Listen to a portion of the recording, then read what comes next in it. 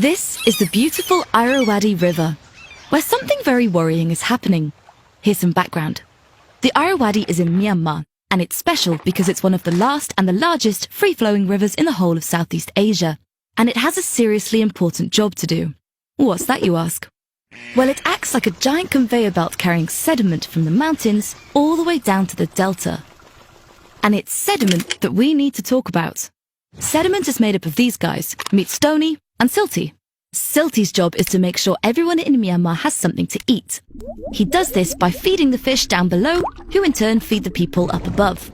And because Silty is so packed with nutrients, he makes Myanmar's huge delta super fertile so we can grow lots of crops, including a whopping 50% of the country's rice.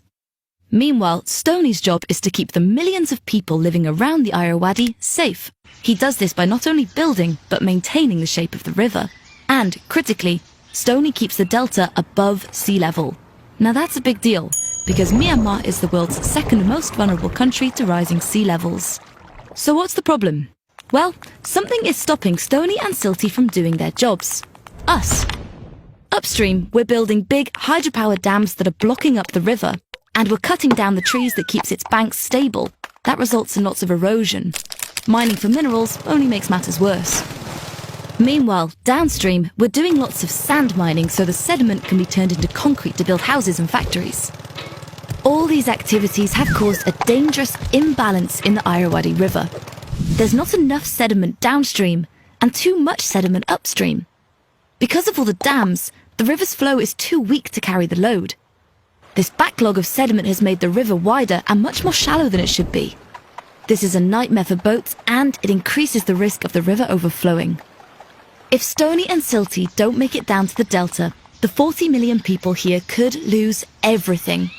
Because the delta will become extra vulnerable to tropical storms, and fill up with seawater, and with a lack of Silty's nutrients, Myanmar will starve. So what do we need to do to save this special river? We need to stop interfering with Stony and Silty's journey from upstream down to the delta. We need to reduce deforestation and only build sustainable dams that mimic the river's natural flow. And we really need to regulate sand mining so the critical delta stays afloat.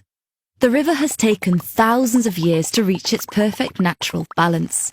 We can't afford to risk destroying it. But with a little care and consideration, it is possible to manage the Irrawaddy River. We're going to need to, for the benefit of us and for the benefit of everyone who calls Myanmar home.